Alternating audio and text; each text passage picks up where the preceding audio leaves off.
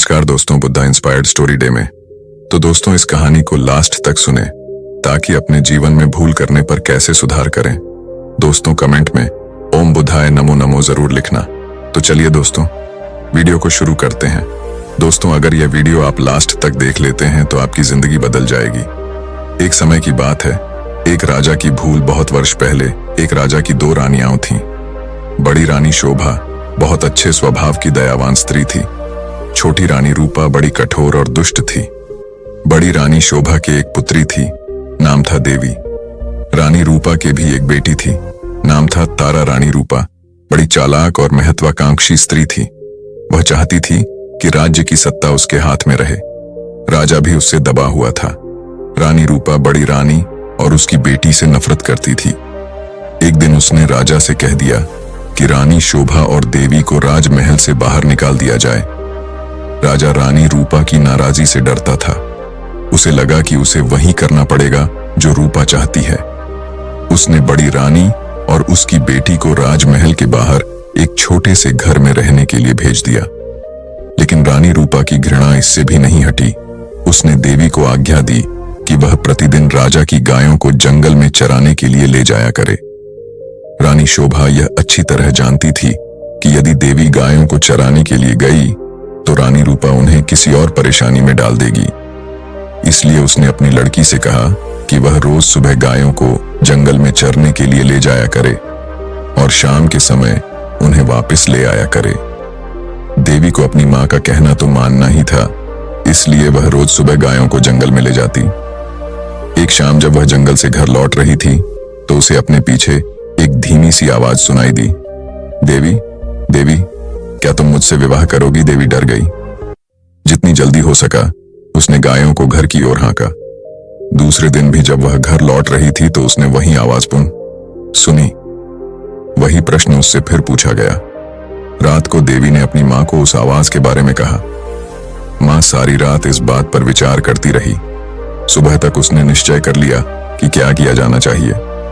सुनो बेटी, वह अपनी लड़की से बोली, मैं बता रही हूं कि यदि आज शाम के समय भी तुम्हें वही आवाज सुनाई दे तो तुम्हें क्या करना होगा? बताइए मां, देवी ने उत्तर दिया। तुम उस आवाज को उत्तर देना। रानी शोभा ने कहा, कल सुबह तुम मेरे घर आ जाओ, फिर मैं तुमसे विवाह कर लूंगी। लेकिन मां, देवी बोली, हम उसे जानते तक नहीं। मेरी प्यारी देवी, मां ने दुखी होकर कहा, जिस स्थिति में हम जीवित हैं उससे ज्यादा बुरा और क्या हो सकता है। हमें इस प्रस्ताव को स्वीकार कर लेना चाहिए। ईश्वर हमारी सहायता करेगा। उस संध्या को जब देवी गायों को लेकर लौट रही थी, उसे वही आवाज फिर सुनाई दी। आवाज कोमल और दुख भरी थी। देवी, क्या तुम मुझसे विवाह करोगी? देवी रुक गई। उसने पीछे मुड़कर देखा, लेकिन उसे कोई नहीं दिखाई दिया। वह हिचकिचाई। वह वहां से भाग जाना चाहती थी, लेकिन फिर उसे मां के शब्द याद आ गए। वह जल्दी से बोली, हाँ, यदि तुम कल सुबह मेरे घर आ जाओ तो मैं तुमसे विवाह कर लूंगी। तब वह बड़ी तेजी से गायों को हाँकती हुई घर चली गई। अगले दिन सुबह रानी शोभा जरा जल्दी उठ गई। उसने जाकर बाहर का दरवाजा खोला, देखने के लिए कि कोई प्रतीक्षा तो नहीं कर रहा।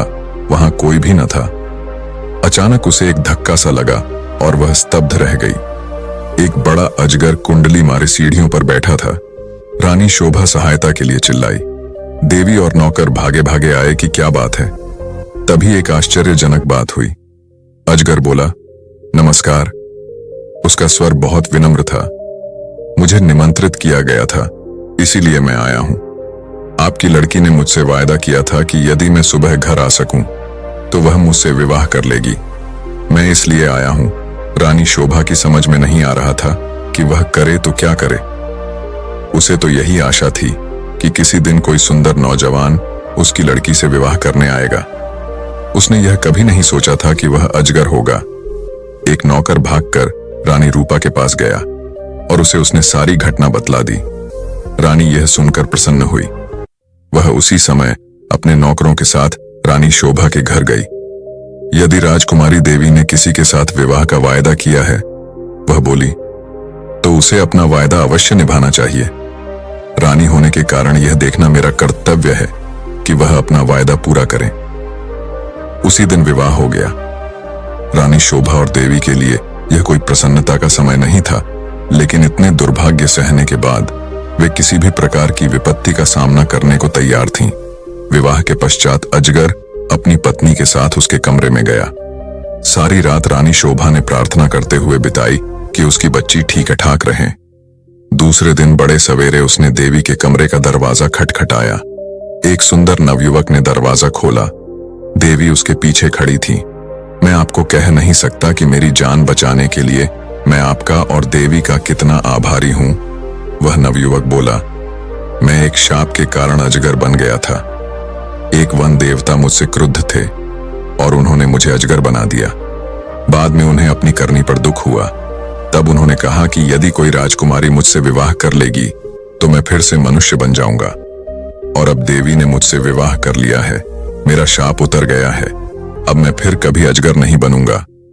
रानी शोभा बहुत प्रसन्न हुई। वह अपनी लड़की और दामाद को राजा से मिलाने के लिए ले गई। यह बड़ी विचित्र घटना थी। चारों ओर से लोग इस विचित्र नवयुवक को देखने राजमहल में आने लगे। सभी उत्सुक थे, सिवाय रानी रूपा के। रानी रूपा बहुत गुस्से में थी। उसने झल्लाते और खींचते हुए अपने आप को कमरे में बंद कर लिया। देवी का भाग्य उससे देखा नहीं जा रहा था। वह चाहती थी कि उसकी बेटी तारा भी ऐसी भाग्यशाली बने। आखिरकार उसे एक युक्ति सूझी। उसने झपनी लड़की को बुलाया। देवी का विवाह तो अब हो गया है, वह बोली, इसलिए गायों को जंगल में चराने के लिए तुम ले जाया करो। नहीं, तारा चीख कर बोली, इतने नौकर हैं तो फिर मैं क्यों गायें चराने जाऊं? मैं आपको कह नहीं सकता कि मेरी जान बचाने के लिए मैं आपका और देवी का कितना आभारी हूं, वह नवयुवक बोला। मैं एक शाप के कारण अजगर बन गया था। एक वन देवता मुझसे क्रुद्ध थे और उन्होंने मुझे अजगर बना दिया। बाद में उन्हें अपनी करनी पर दुख हुआ। तब उन्होंने कहा कि यदि कोई राजकुमारी मुझसे विवाह कर लेगी तो मैं फिर से मनुष्य बन जाऊंगा। और अब देवी ने मुझसे विवाह कर लिया है। मेरा शाप उतर गया है।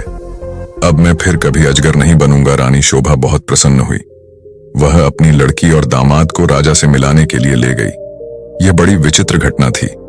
चारों ओर से लोग इस विचित्र नवयुवक को देखने राजमहल में आने लगे। सभी उत्सुक थे, सिवाय रानी रूपा के। रानी रूपा बहुत गुस्से में थी। उसने झल्लाते और खींचते हुए अपने आप को कमरे में बंद कर लिया। देवी का भाग्य उससे देखा नहीं जा रहा था। वह चाहती थी कि उसकी बेटी तारा भी ऐसी भाग्यशाली बने। आखिरकार उसे एक युक्ति सूझी। उसने झपनी लड़की को बुलाया। देवी का विवाह तो अब हो गया है, वह बोली, इसलिए गायों को जंगल में चराने के लिए तुम ले जाया करो। नहीं, तारा चीख कर बोली, इतने नौकर हैं तो फिर मैं क्यों गायें चराने जाऊं? यह मेरी आज्ञा है। रानी क्रुद्ध होकर बोली, एक बात और भी सुनो। यदि जंगल में कोई तुमसे विवाह का प्रस्ताव करे तो तत्काल कह देना कि तुम विवाह के लिए राजी हो। यदि वह अगले दिन सुबह हमारे घर आ जाए। तारा मां की इस योजना से भयभीत हो गई। वह गायों को जंगल में नहीं ले जाना चाहती थी। वह खूब रोई, लेकिन रानी फिर भी नहीं पिघली। तारा को उसकी आज्ञा माननी पड़ी। तारा रोज सुबह गायों को जंगल में चराने के लिए ले जाती और फिर शाम के समय वापस ले आती। लेकिन उसने एक बार भी जंगल में किसी तरह की आवाज नहीं सुनी जो यह कह रही हो, क्या तुम मुझसे विवाह करोगी? फिर भी रानी निराश नहीं हुई। जंगल में कोई अजगर तो था नहीं जो तारा से विवाह का प्रस्ताव करता। इसलिए उसने खुद अजगर ढूंढने का निश्चय किया। उसने अपने नौकरों को एक अजगर लाने की आज्ञा दी। बहुत खोज करने पर काफी दिनों पश्चात उन्हें एक बहुत बड़ा अजगर मिला। उसे पकड़कर वे राजमहल में ले आए। आखिरकार रानी का अभिप्राय पूरा हो गया और उसने तारा का विवाह इस अजगर से कर दिया। अब रानी को संतोष हुआ। विवाह की रात तारा तथा अजगर को एक कमरे में बंद कर दिया गया। रानी अधीरता से सुबह की प्रतीक्षा कर रही थी। रानी रूपा ने सवेरे सवेरे ही लड़की के कमरे का दरवाजा खटखटाया, लेकिन कोई उत्तर न मिला। उसने जरा और जोर से दरवाजा खटखटाया, लेकिन दरवाजा तब भी न खुला। रानी से और प्रतीक्षा न की गई और उसने धक्का देकर दरवाजा खोल दिया। मोटा अजगर जमीन पर पड़ा हुआ था, लेकिन तारा का कहीं पता नहीं था। रानी चीख पड़ी। महल में सभी ने उसका चीखना सुना। राजा और नौकर भागे आए कि क्या बात है, राजकुमारी कहाँ है? सब चिल्लाए, वह तो अजगर के पेट में होंगी। रसोइया बोला, देखो वह कितना मोटा हो गया है। रानी अब बड़ी जोर जोर से रोने लगी। राजा भी रोने लगा। रसोइया अपना सबसे बड़ा चाकू ले आया। वह बोला, यदि वह अब तक जीवित हुई तो मैं राजकुमारी को बचाने की कोशिश करूंगा। उसने अजगर का पेट चीर डाला। तारा अच्छी भली जीवित थी। रसोइये ने उसे बाहर खींचा। वह चीख मारकर अपनी मां की तरफ भागी। अजगर की मृत्यु हो गई और साथ में रानी रूपा की इस इच्छा की भी कि तारा का विवाह देवी की तरह ही किसी योग्य और संपन्न नवयुवक से हो। तो दोस्तों, अब बढ़ते हैं दूसरी कहानी की तरफ। अल्बानिया का राजा एलिनास अपनी पत्नी से बहुत प्रेम करता था। एक दिन उसकी पत्नी अचानक बीमार हो गई और उसकी मृत्यु हो गई। राजा अपनी पत्नी की मृत्यु से बहुत दुखी हो गया था। वह इस दुख से अपना ध्यान हटाने के लिए शिकार खेलने में समय गुजारने लगा। एक दिन जब वह एक घने जंगल से गुजर रहा था, तभी उसे तेज प्यास अनुभव हुई। तब वह एक झरने पर पानी पीने के लिए चला गया। वहां उसने प्रेसिना नाम की एक सुंदर परी को देखा। उस परी की सुंदरता पर मोहित होकर राजा ने उससे विवाह का प्रस्ताव किया। परी ने उसका प्रस्ताव स्वीकार तो कर लिया, लेकिन उसके सामने एक शर्त भी रख दी कि वह उसके कमरे में पहले से जानकारी दिए बिना नहीं आएगा। राजा ने उसकी यह शर्त मान ली और शीघ्र ही उन दोनों का विवाह हो गया। कुछ समय बाद प्रेसिना ने 3 पुत्रियों को जन्म दिया, जिनके नाम थे मेलुसिना, मेलियर और पैलाटिना। राजा अपनी पुत्रियों के जन्म की सूचना पाकर इतना प्रसन्न हुआ कि अपनी रानी की शर्त भूल गया और उसे कोई सूचना दिए बिना ही उसके कमरे में जा पहुंचा। उस समय रानी स्नान कर रही थी। राजा के इस तरह अचानक कमरे में आने पर वह अत्यंत क्रोधित होकर तीनों राजकुमारियों के साथ गायब हो गई। राजा अपनी इस भूल पर बहुत पछताया, लेकिन अब क्या हो सकता था। प्रेसिना प्रत्येक सुबह अपनी तीनों बेटियों को एक ऊंचे पर्वत पर ले जाकर अल्बानिया की राजधानी देखती थी। वह उन्हें यह भी बताती थी कि किस प्रकार उनके पिता ने अपना वादा तोड़कर उसे धोखा दिया था। जब तीनों बेटियां बड़ी हो गईं, तो उन्होंने अपने पिता से इस भूल का बदला लेने का निश्चय किया। सबसे बड़ी बहन मेलुसिना इस कार्य में अपनी अन्य 2 बहनों का नेतृत्व कर रही थी। उन्होंने राजा को ब्रैंडोइस नाम के एक ऊंचे पर्वत पर कैद कर देने की योजना बनाई, लेकिन इसके पहले कि वे तीनों राजा के विरुद्ध कुछ कर पाती, उसे उनकी योजना के विषय में पता चल गया। जब उसे यह ज्ञात हुआ कि उसकी बेटियां ही उसे कैद करने की योजना बना रही थी, तो उसके क्रोध का ठिकाना नहीं रहा। उसने मेलुसिना को श्राप दे दिया कि वह प्रत्येक शनिवार को नागिन बन जाया करेगी, लेकिन उसकी दोनों बहनों को उसने केवल चेतावनी देकर छोड़ दिया। जब मेलुसिना अपने पिता से दया की भीख मांगने लगी, तो उसने कहा, तुम्हें ऐसे नौजवान से विवाह करना होगा जो यह वादा करें कि वह तुम्हें शनिवार को नहीं देखेगा। फिर जब तुम्हारा बेटा होगा तो तुम इस श्राप से मुक्त हो जाओगी। फिर मेलुसिना उस नौजवान की तलाश में जंगल में भटकने लगी। कुछ समय बाद रेमंड नाम का एक नौजवान अपने एक मित्र के साथ उसी जंगल में आया। जंगल में घूमते घूमते उसे प्यास लगाई। वह पानी पीने के लिए एक झरने पर आया तो उसकी दृष्टि मेलुसिना पर पड़ी। उसकी सुंदरता से अत्यंत प्रभावित होकर उसने उससे विवाह का प्रस्ताव रखा, लेकिन मेलुसिना ने उसके सामने एक शर्त रख दी। उसने कहा कि वह उससे तभी विवाह कर सकती है जब वह उसे शनिवार को न देखने का आश्वासन दे। रेमंड को उसकी शर्त कुछ अजीब तो लगी, लेकिन उसने उसकी शर्त मान ली। फिर वे दोनों विवाह करके एक गुफा में रहने लगे। शर्त के अनुसार शनिवार को रेमंड गुफा से बाहर चला जाता था। एक दिन रेमंड के एक मित्र ने उसे शनिवार को अपनी पत्नी को छिपकर देखने के लिए उकसाया। रेमंड उसकी बात मान ली। अगले शनिवार को वह गुफा से बाहर तो निकला, लेकिन कहीं जाने की बजाय वहीं एक पेड़ के पीछे छिपकर मेलुसिना पर नजर रखने लगा। जब उसने मेलुसिना को नागिन बनते देखा तो उसके आश्चर्य और गुस्से का ठिकाना न रहा, लेकिन उसने उस समय अपना मुंह बंद रखने का निश्चय किया। एक दिन रेमंड को अपने छोटे भाई के जंगली सुअर से लड़ते हुए मारे जाने का समाचार मिला। उसने सोचा कि मेलुसिना रूपी नागिन के कारण ही उस पर दुर्भाग्य का साया आ पड़ा है।